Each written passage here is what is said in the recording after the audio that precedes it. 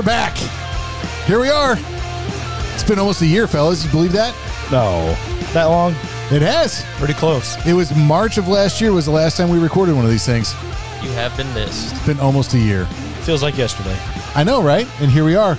We're, you know what? And what's really fun about that? Wait. Reverb. There it is. Gotta love that. So, yeah, no, here we are talking winter with Swinner again, right? Because, well, here we are. And it's, again, winter. Kind of. Well, debatable. Kind of. I mean, it's been kind of a winter. Hasn't been a great one, but it kind of has been. But you know what? You know what's really cool? It was a year ago, almost. And most of us are all the same. That's true. That's right. Jason Dungan, still here. Yep. Right? I mean, he tried so hard. He just couldn't find anything better to do with his time. No, I'm just kidding. Jason Dungan, everybody. Still here. That's great. Brent Reeder, also still here. Still here. And you know what else we've got? Ken Bogman. Still I am here. And we have FMG. Adam Hunter, the new guy. Oh, yeah. Mr. Adam Hunter is here, everybody. How about a round of applause for Adam as well? Thank you. There you are. I'm not missing these buttons over here. Tell us a here. little bit about yourself. Yeah. So Adam, who are you and why are you here? Oh, well. Nothing like putting the new guy on the spot. Yeah, tell me about That it. is awesome. Right. No heads up at all. Yeah. Well, let's see. I'm a middle-aged male. All right, shut up. Nobody cares anymore. All right. So, nice try. White male. Yeah, no. Adam's been actually in the fold here for years and years. How long ago was it that we started? I think it was 2015 is when I initially started with you guys. Okay. You know, working behind the scenes and as a subcontractor and kind of getting to know you guys then. Area manager stuff. You've done that as well too, I believe. Yeah. And then worked for another outfit. You know, you're only it's fine. It's okay. Yeah, you're here now, which is great. And so, you know what? We have not, as we have said momentarily ago, a few minutes-ish, or not even a few minutes because it's only been 2 minutes and 32 seconds, but doesn't matter. We have not been recording in almost a year. Mm-hmm. It has been really, really busy around here. So there were some hints in some prior episodes about some stuff we had coming, and last spring and summer we really put the hammer down and got that rolling and moving and shaking. And we are really excited now to say that the SG Advantage systems and software for snow is finally battle tested. It's out there. It's ready to go. Well, it's definitely battle tested. It's awesome. It has taken a bit to get it up and running. So if you're not familiar with what SG Advantage is, and you listen to the podcast, you're going to hear about it because we will certainly reference it as we go. Throw it on the Googles, SG Advantage. Check it up. Check it out. See what's there. It's pretty neat stuff. But that's really been the biggest part of what we've been doing and why we haven't been here. Been doing a lot of travel. We've been traveling all over the country, talking to contractors about what they want, what they need in terms of systems and software platforms and contracts and bidding and training and and we've put together that tool for everybody. So now that is through the last little bits of development, we kind of have some time here. So we're gonna dedicate back to getting back in the saddle of doing the recording things here, and which is I think gonna be good. Yeah, and I think one thing I'll say about the SG Advantage is it's built by snow guys for snow guys. Yep. And if you like the sound of that, trust me, it's pretty cool. It's pretty cool. It is pretty neat. And you know what? Speaking of snow guys, I think we should talk about our fan. Oh, absolutely. Our top fan. Our top fan. Yeah. So, subscriber shout out here. Brian from Northern New Hampshire has been listening to the show here since I think the very beginning. And what's fun is he finally shot us a text, which by the way, if you do want to communicate with us, you can text us at area code 314-260-4352. And we'd really, really, really like to hear from you. But no, Brian shot a text over actually just a little less than a week ago saying, where have you guys been? Gosh, he likes listening while he's plowing and pushing snow and doing the thing, which, hasn't been a whole hell of a lot of a winter so far this year. Not for us. No. Well, yeah. Well, actually, I think nationwide's been pretty low. It's been pretty low. Yeah. I think Minneapolis is at under 6 inches or something like that, under a foot. Yeah. I saw the guys up north complaining really hard that it's 50 degrees when they're used to plowing feet of snow. Yeah. You know what though? It's not over. The guys in Alaska right now are throwing up their middle fingers at us. They've had a winter. They've had record Oh, yeah? snowfall. Yeah. Awesome. Good. Well, and Brian has not had record snowfall. It has been, slow up there for him as well. But I got to talking with him last week and said, "Hey, man, why don't you give us some ideas? What do you want to hear and what do you want to know about?" So that's kind of what we've got going on. Is this particular episode, that you're listening to right here, is kind of a segue into the new series, if you will. And what we're going to be getting into is some as much as we can, listener driven information. Like, we really want to do the best we can to give information out that you guys want to know about. So we're going to talk about, some pricing coming up. We're going to talk about, routing and building routes. We're going to talk about some things for new drivers, what should they know, and what should they be doing and listening to. And we're going to just keep rolling down that list. So I just wanted to, say a quick thanks to Brian for listening. That's awesome. We're really, really glad that he's part of that. And also, what else has been kind of fun is since it's been a long time since we recorded, but we're still getting new downloads. We're still getting new people listening. The channel itself is growing. We've got more folks that are doing downloads actually right now than we did a year ago when we kind of took a little hiatus. So here we are. It's kind of cool seeing that. So anyways, did you mention where Brian was from? I thought I did A couple of times. Northern New Hampshire. Yeah, I think you said that wrong. Isn't it New Hampshire? New Hampshire. I guess so. Hey, it's my first time, That's First time for everything. Yeah. That's true. Welcome. Welcome. One of the keys is staying awake. Is that snow or is that just general with everything we do around here? Well, just in general. Yeah. Okay. That's fair. All right. Yeah. Well, yeah. Well, so here's a question, fellas. Do we want to end the little segue here, or do we want to just roll into the first topic? I say we just roll right in. Just roll right into it. Just get right on into plow pricing. Absolutely. Yeah. Man, it's not like that's a loaded one, right? Right. That's good. That's all right though. Here we go. So plow pricing, right? How to price plowing. So what are you doing? You putting your glasses on over there? Yes. So I can see. He can't see. But you're not even putting your glasses on. You're holding them in your hand, like over past the tip of your nose.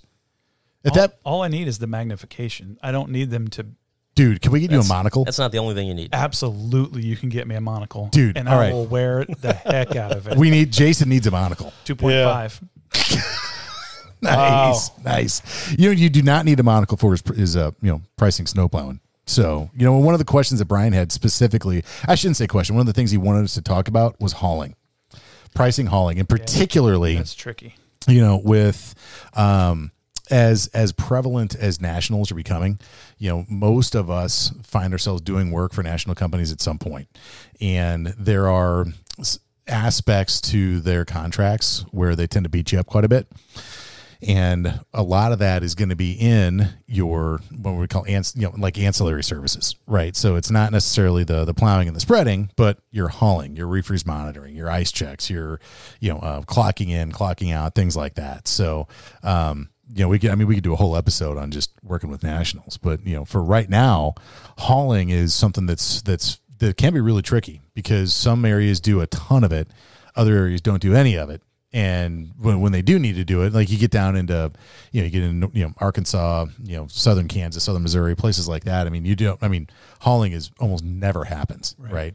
So, but you get further north and you have, unlike now when it's 50 degrees, but most of the time you get up there and it's, cold all winter. You got to go somewhere with the snow. So how do you charge for that, right?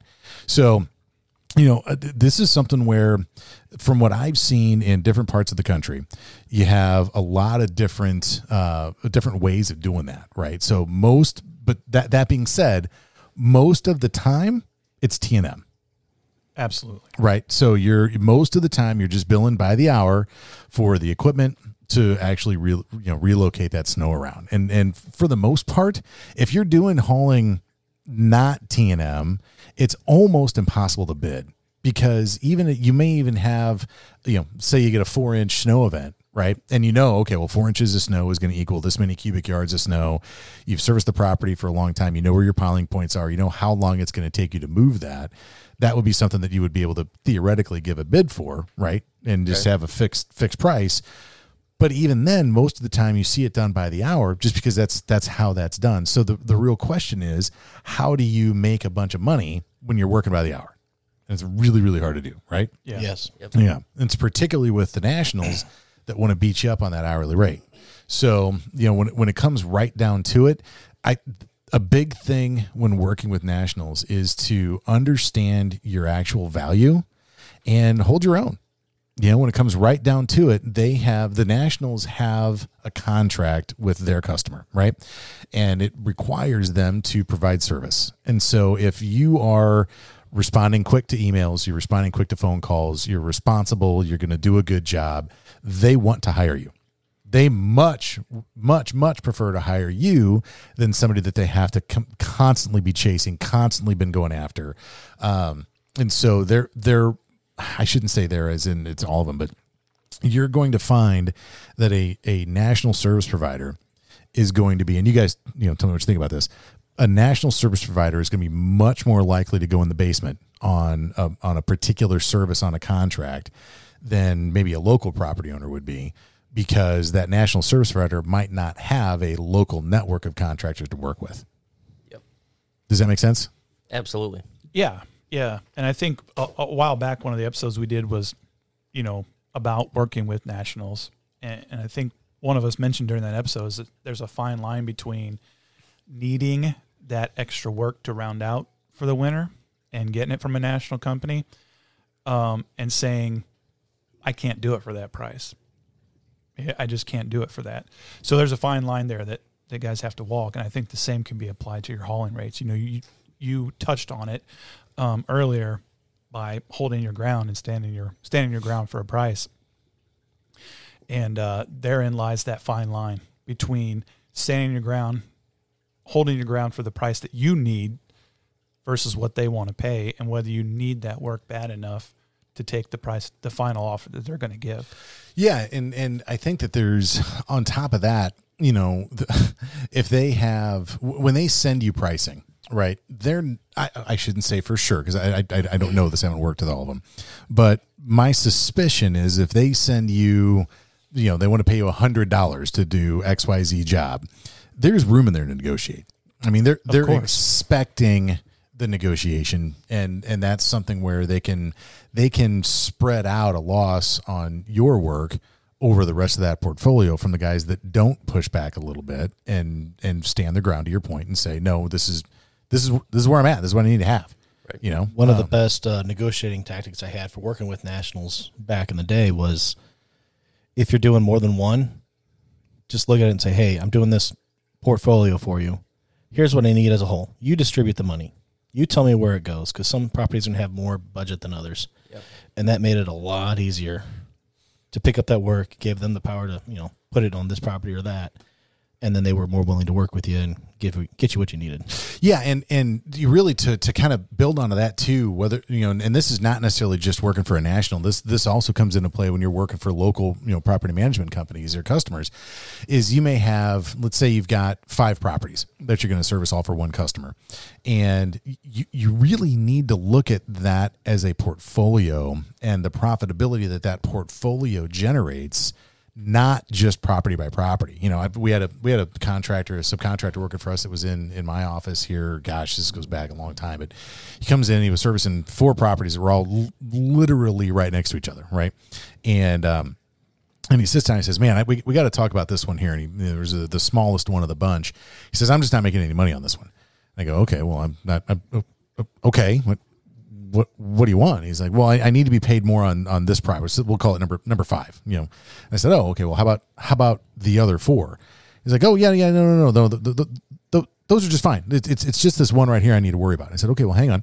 Well, where do you need to be on it? And so he told me where he needed to be. And so then we went back and I said, okay, well, let's apply that same, price per acre to the other ones. Looks like I'm overpaying you for 2 of these 5. He goes, oh yeah, no, I'm fine with those. Let's leave those right where they're at. But this one over here, I need to fix this one. And I said, okay, well, hang on. If I fix that one, why don't I bring these other ones down? Oh, no. Those are just fine. It's like, okay, well, hang on. Well, let's assume this was one property, right? If you got paid what I'm paying you to service this one property that consists of these 5 buildings, would that number be fine? Oh, well, yeah, that'd be okay. I'm like, okay, do you see what we're talking about here? And he did not get it. Because it was 100% tunnel vision on that one property that he was losing money on. And by God, he has to make money on every property. And it was really a frustrating conversation for me because I was trying to explain to the guy, I'm like, man, look at this group of properties. You're doing really well here, right? Well, yeah, but not on that one. I'm like, okay, well, hang on. Even with your perceived losses on that one property, on the whole, you're still doing really well. Well, yeah, but not on that one. And it's like, dude, come on. And it's important to clarify that it's all or nothing. You don't get one property and not the other 4. You get all of them as a group or none at all. And that's what's, if it was 5, 6 different individual contracts that, you had different contractors on, yeah, that's fine. But 4 properties, 1 contract, but they all had to be billed individually. Yeah. And that's where the problem came in. Yeah. And so it was, the same thing applies with nationals. And and what we wound up doing with that guy, just to round out that story, was we moved things around so that the numbers on that property were fine. He was still making plenty of money on the other ones. I didn't change a thing on our contracts with our customer because I didn't have to, because it was fine. We just changed around what we're paying him, and all of a sudden magically everything was fine. And so the same thing applies if you're working for really anybody and you're going to try to pull multiple properties in.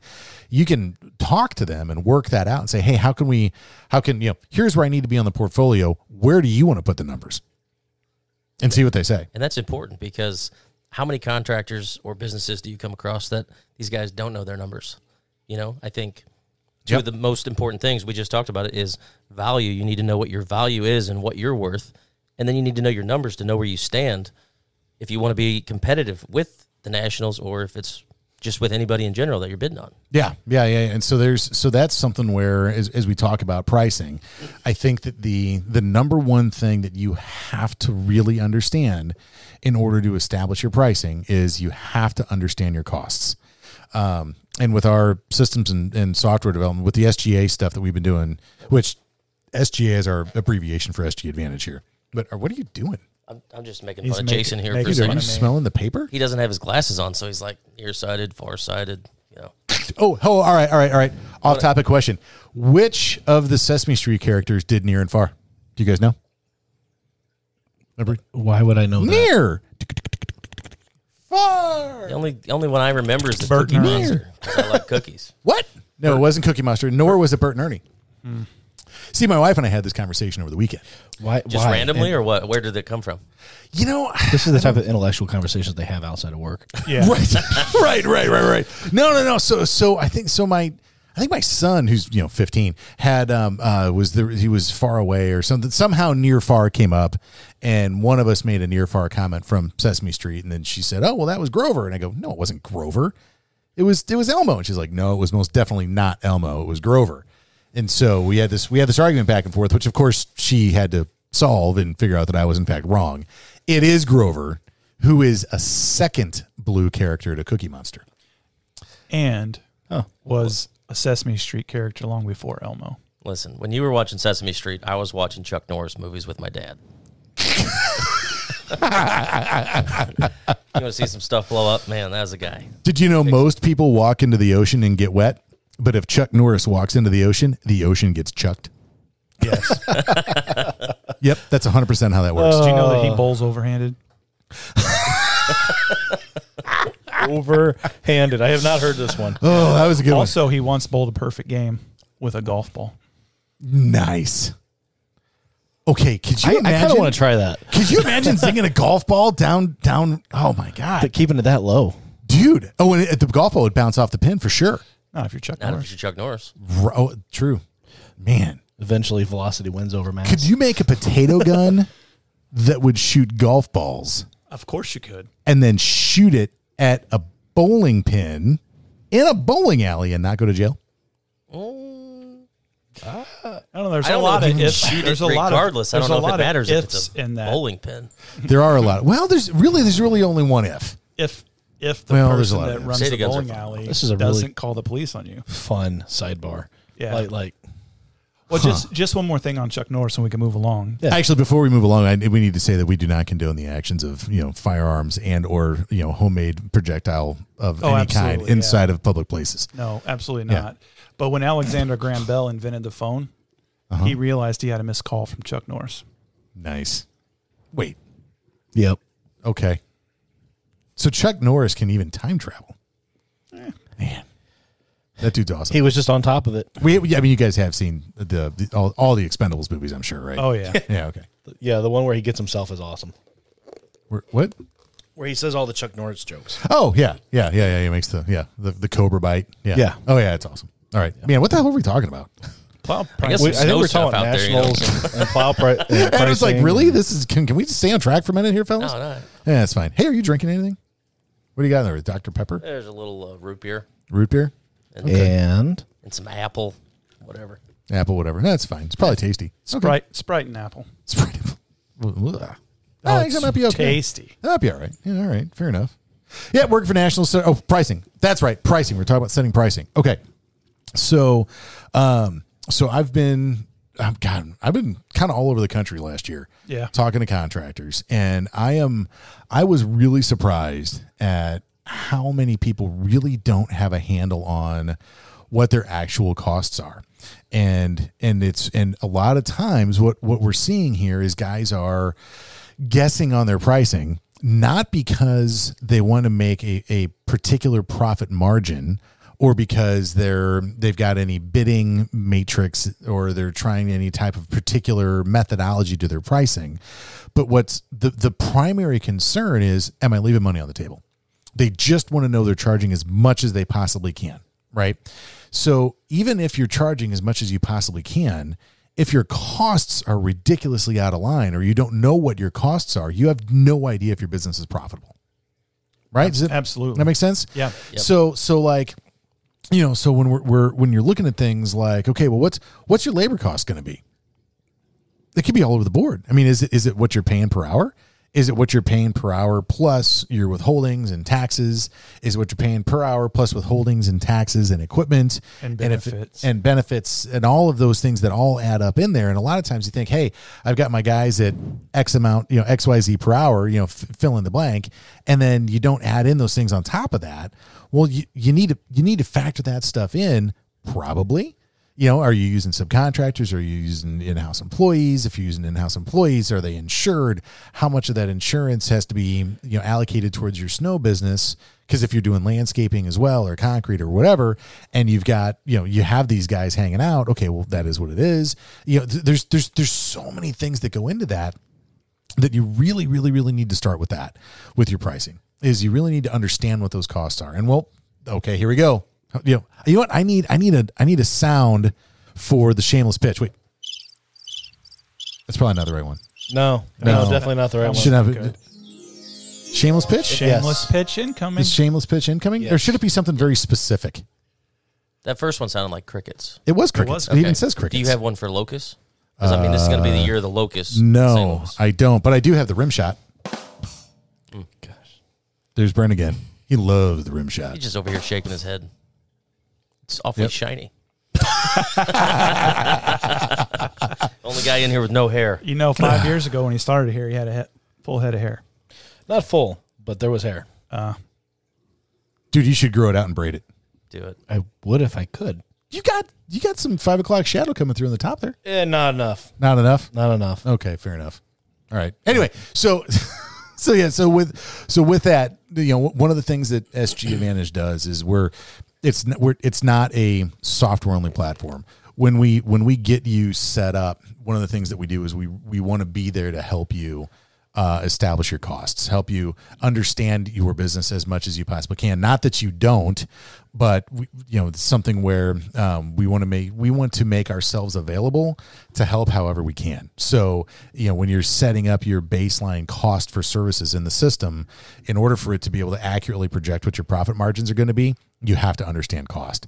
So that's something that we can help with as you're rolling with that. So do the best you can to figure that out. If you have questions, let us know. We are happy to come in and help with that.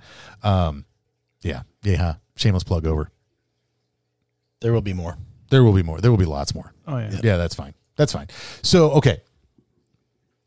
The specific question on hauling, to kind of go back to that, it's something where you know what your costs are. Don't be afraid of your margins. When you're negotiating with somebody on a rate, whether it's a national or a local or your customer that's right down the street, either way, come to an agreement that works for everybody.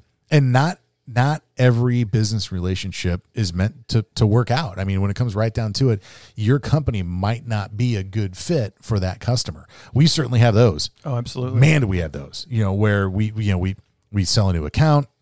This looks great. It's going to be super high service. You buy 2 skid steers to go there because it's 0 tolerance, high service. You want this to go. Everything's specific. Awesome. Oh, this is very specific. And then what happens is they decline service. It's not going to be that bad of a storm. It'll be okay. Yep. Well, hang on a second. The contract says 0 tolerance, bud. Like, we bought 2 skid steers to go down there. Well, yeah, but the boss is trying to really watch pennies. And it's like, okay, well, hang on a second.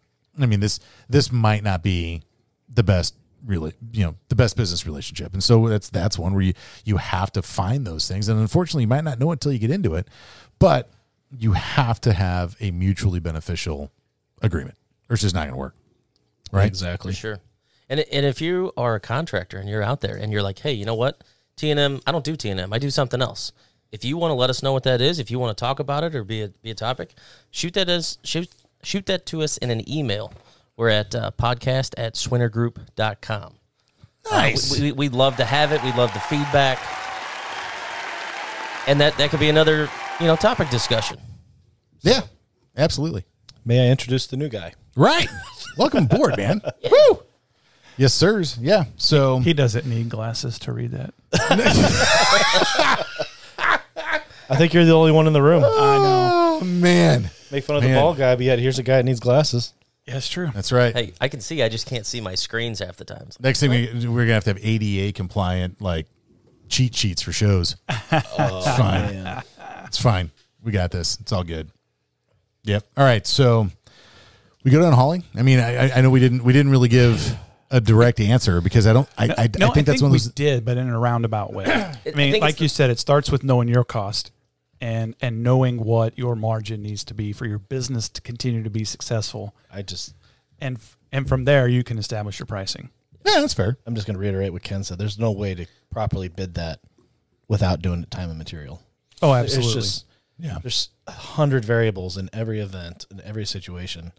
I don't know how you'd properly do that. Well, and the other variable to that too is if you're on site, the only circumstances that I think you can give a set rate for hauling is if you have established dedicated piling points and you're hauling to a stacking location that's on site, or at least a consistent stacking location for the remainder of the season. You can get closer. It ain't perfect.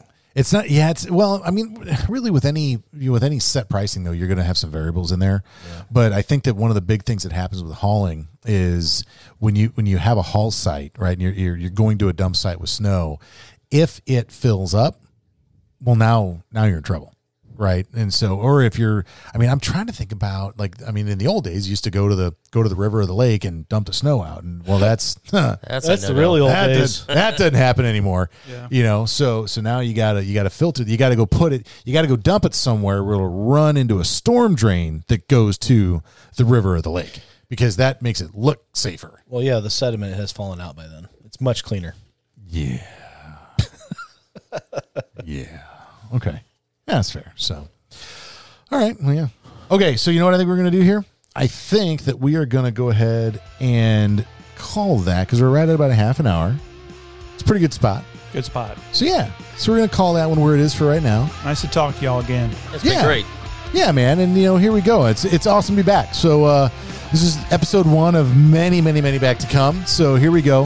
Here we are. You know what? I didn't say talking winter with Swinner. Right here, St. Louis, Missouri, at the Swinner Group World Headquarters. Got Jason Duncan, Adam Hunter, Brent Reeder, Ken Bogeman. We are so glad you guys are listening. Drop us a like or a subscribe or whatever the hell it is, whatever you're listening on. We are looking forward to hearing more from you guys. And till then, have it. See ya.